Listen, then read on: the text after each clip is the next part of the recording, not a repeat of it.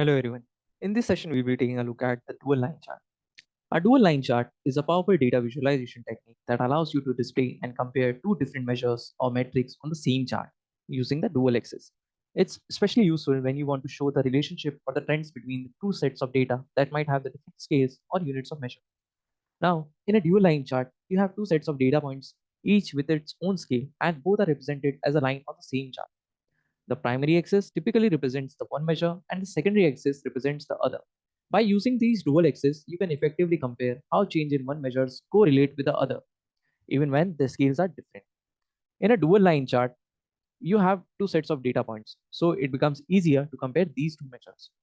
During our practical demonstration in Tableau, we will explore how to create these dual line charts to visualize and analyze two measures simultaneously.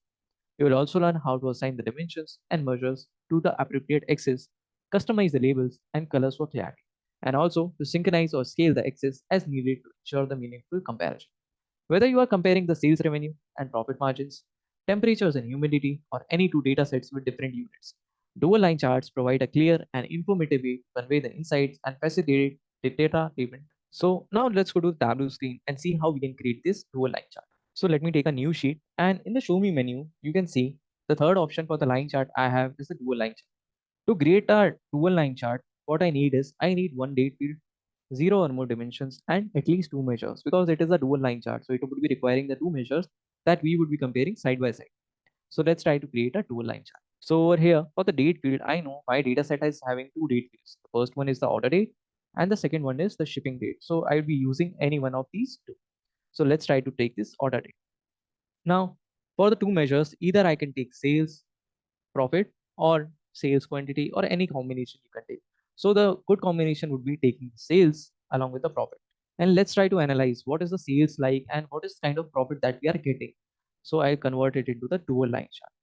And the dual line chart over here is in the continuous form. You can see this data is showing in the green color. That means it is taking it as a continuous line. If I want to verify, I can click on this arrow and you can see it is indeed in the second shelf over here and it is showing as continuous. The orange line over here is showing us the sales and the blue line is showing me the profit. And I can easily verify it if I look at the legend on the right side. Let's try to change the color of this legend and bring it to a good color. So for that, I can go in the colors option, click on the edit colors option. Here for the profit, I'll take it as the green. And for the sales, let's go with blue shade. Profit that is happening is showing in the green color and the sales which is happening is showing in the blue color. Now let's bring it to the more drill down form. Let's say we are talking about the month wise or quarter wise. So here we have taken the quarterly data. As you can see, at one point of time, the sales and profit are coinciding with each other. Over here you can see. But this is not entirely true. If you want to refer what is the profit happening in particular quarter, you will be referring at the left hand side section. And if you want to see what is the sales that is happening, you can refer the right hand side section. So this is the difference that is happening between these two measures. The other way is that you also can see that over here, the highest value for profit is 160,000. And if we talk about the highest value of sales, it is showing me 1400,000. So that means both these scales are different. In few moments, we will look at how to change the scale of these both. Now let's talk about a bit more labels. If I want to switch on the labels for these, I can click on the labels and I can choose show mark labels and it would show me the value for each of these lines. So let us try to clean it up.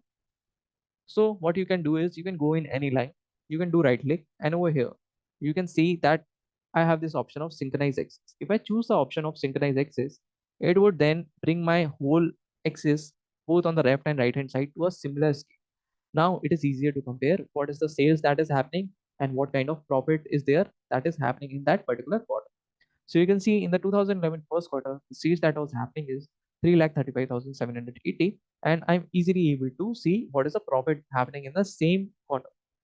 Now, if you look at it closely, it would be very easy to see that which is the region which is giving you, or which is the particular quarter which is giving you the maximum of sales. And is it true that in particular that quarter only I was getting the highest profit or the profit which was going according to it? If you look over here, the sales is going down dramatically. It is increasing over here and it is decreasing over here. So it is just coming half. And the same thing is happening in the profits also. So you can try to see this kind of relationship and find out what is the things that are happening in the measures which are different in nature. For example, over here, the profit was at different scale and the sales was at a different scale. But if we take both of these at a single scale, it would be easy for us to identify the trends.